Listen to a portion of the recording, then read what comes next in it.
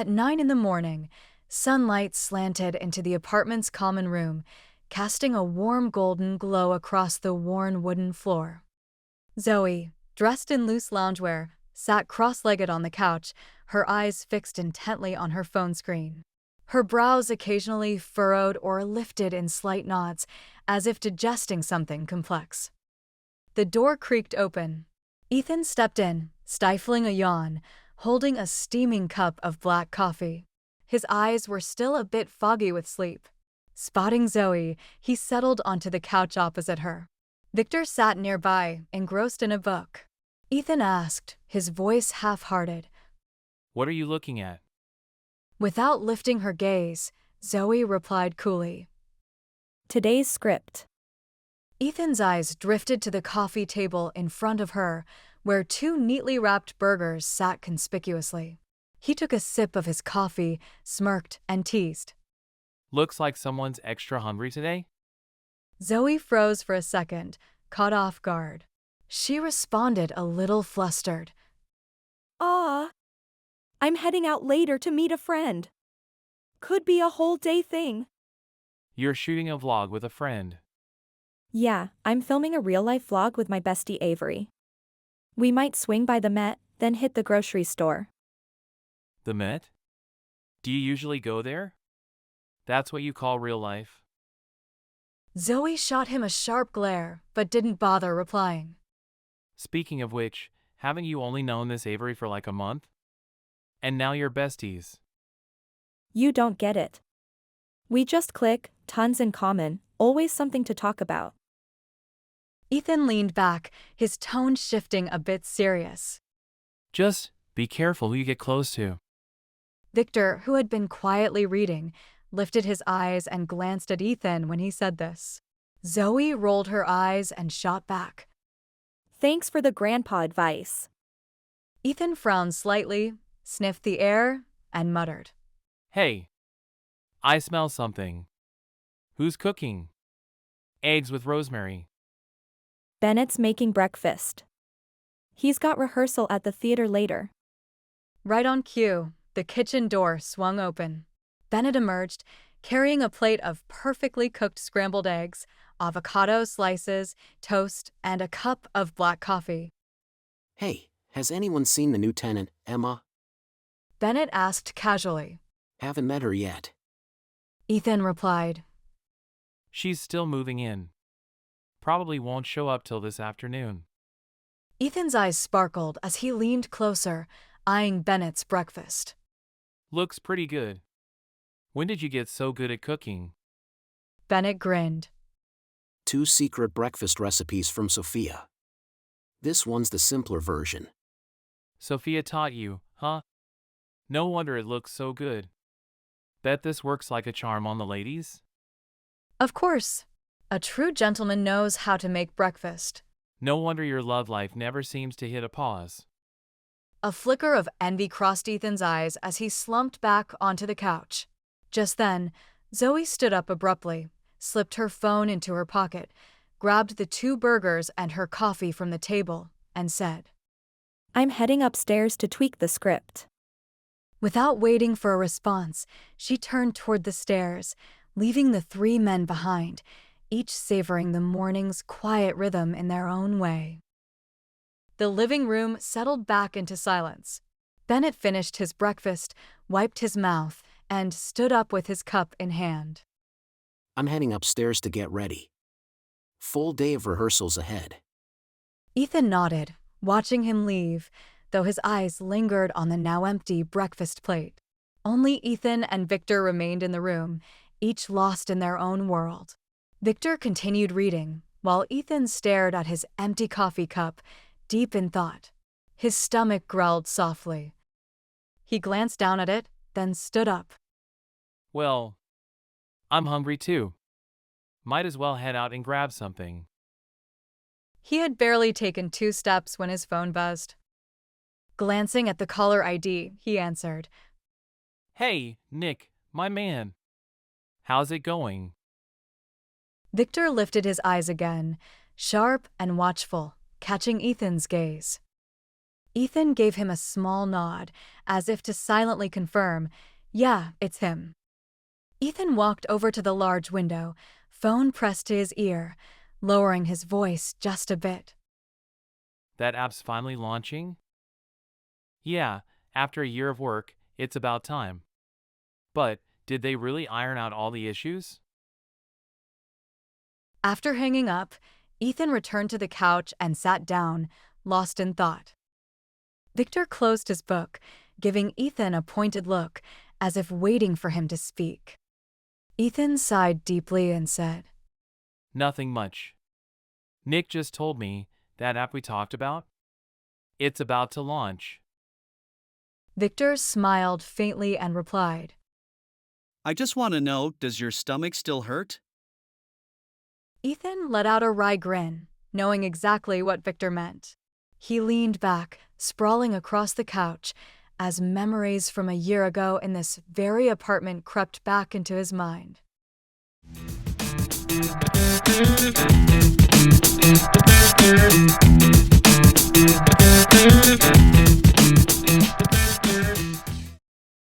One year ago, Ethan had been living in the apartment for a few months.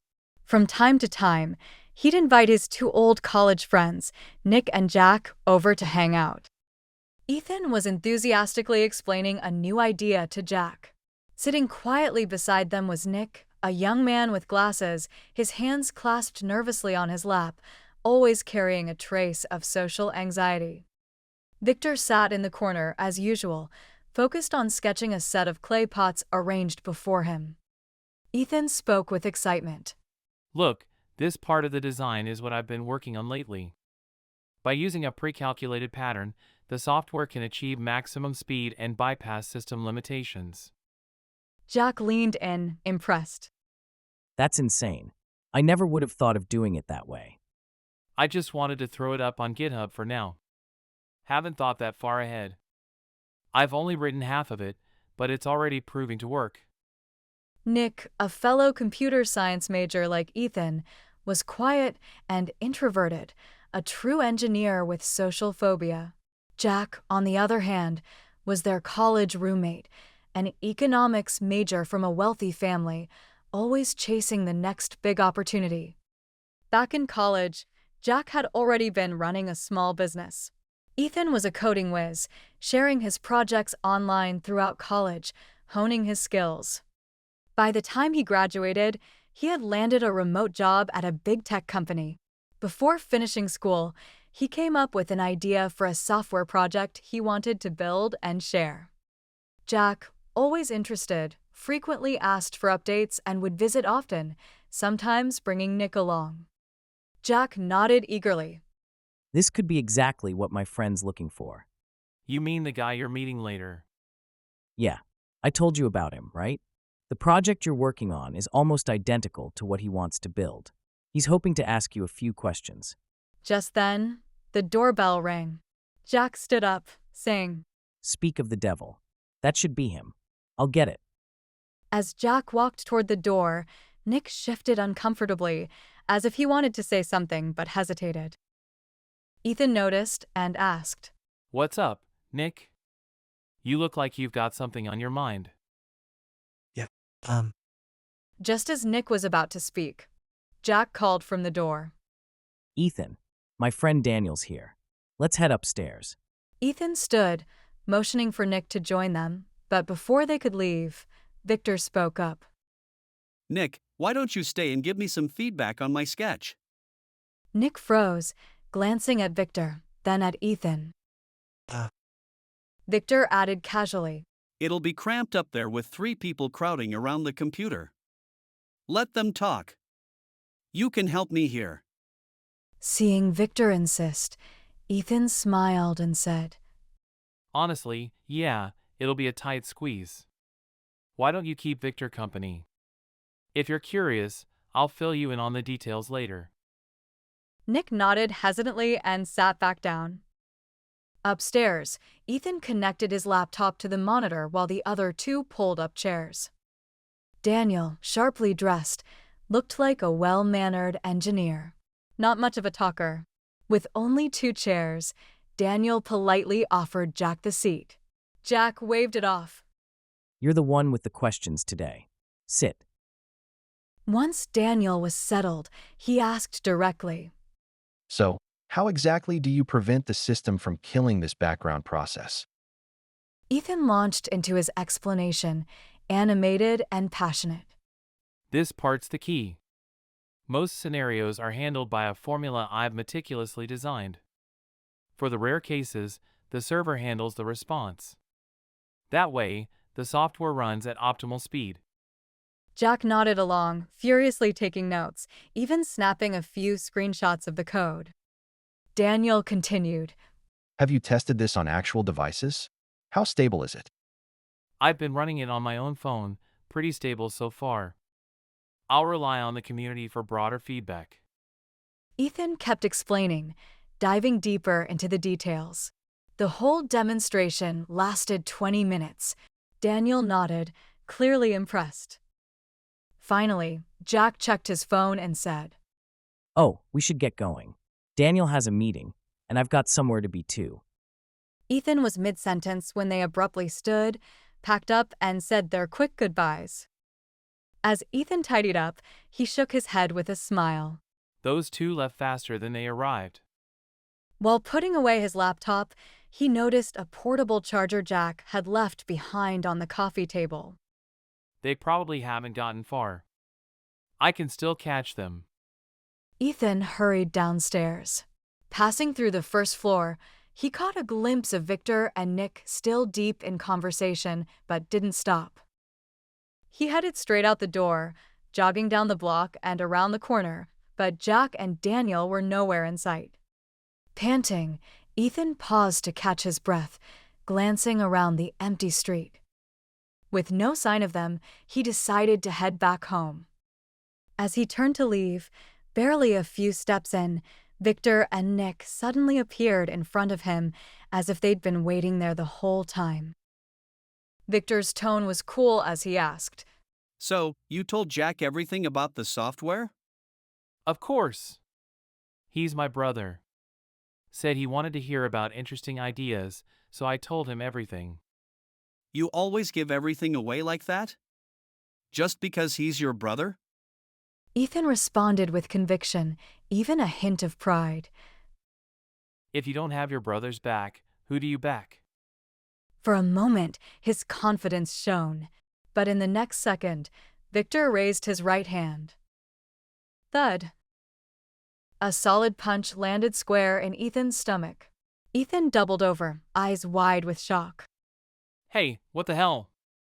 If you didn't want me bringing outsiders over, you could have just said so. Why are you throwing punches? Victor ignored the protest, shaking his head, his tone laced with disappointment. You idiot. Jack's been using you from the start, and you're still out here defending him. Even with brothers, there's a line. Jack? Using me? No way. Ethan's face twisted in confusion. Victor turned to Nick and said, Let Nick tell you. Nick hesitated, his voice apologetic as he spoke. I actually wanted to tell you something earlier. Yeah, you looked like you were gonna say something before Jack interrupted. What was it? Well, when Jack and I were heading to your place earlier, just before we got here, he took a phone call. I didn't think much of it at first, but then he pulled out a document from his briefcase and accidentally dropped it. I helped pick it up and saw the header, something for an investment organization. I recognized it from some angel investor groups I've read about. So what? Jack has a startup. It's normal for him to talk to investors. Nick fidgeted, lowering his voice. Yeah, but after picking up the document, Jack stepped aside, around the corner, and I overheard him. He told whoever was on the line, Don't worry about that problem. I'm meeting my friend today, he'll solve it. Ethan felt a chill run through him. He thought back on the meeting, how attentively Jack had listened, especially Daniel. Victor, reading Ethan's reaction, pulled out his phone. Here. Take a look. Ethan grabbed the phone and saw a group photo, Daniel standing next to Jack. In the background, a company logo was plastered on the wall. It was Jack's company logo. Daniel hadn't just been some friend asking questions. He worked for Jack. Victor pressed. See it now? Daniel's Jack's employee. Couldn't they just be friends? Maybe Daniel was visiting. Victor smirked. Swipe to the next photo. Ethan slid to the next image, a list of company teams from an investor pitch last month. Several names were circled, including Jack's company. One of my friends in the VC world gave me this. Ethan blinked. You've got connections in venture capital? That's a story for another time. But now you believe Jack's been using you, right? Ethan stood silent, still processing. Victor continued. Jack's not a developer. He kept visiting, asking about your progress. And today, he brought someone along. When I saw Nick hesitate earlier, I knew something was up. That's why I kept him downstairs to talk. Ethan's face grew more conflicted. He muttered to himself. But we're brothers. Why would he do that to me? Nick chimed in softly. Honestly, it's been this way since college. Remember how Jack always asked for your help? Yeah, just little things. Helping with reports, writing scripts for his stock analysis. But he always repaid me, taught me investing. Did he really teach you? Or did he just toss you a few books and tell you to figure it out? Ethan frowned deeper. Nick added. He always had these little ways of getting you to do things for him, but the return was pretty minimal. I didn't say anything back then because you two were so close. Victor cut in. And I'll tell you something else. My VC friend said Jack's company just secured a $2 million investment.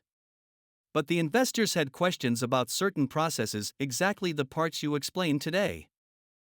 It was like a bucket of cold water had been dumped over Ethan.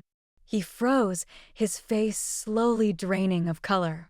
In that moment, he realized the idea he'd poured his heart into had been copied, handed over to Jack's company. Worse, he had unknowingly helped solve their final problems. His arms hung limp, feeling hollow, stunned into silence. Victor stood by patiently, giving him time to absorb it. After a long while, Victor gently patted Ethan on the back. Come on. Let's go home.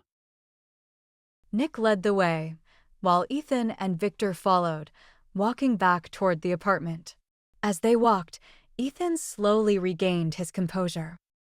A bitter smile crept onto his face. He turned to Victor and joked. Hey, Victor, didn't have breakfast today, did you? That punch, kinda weak.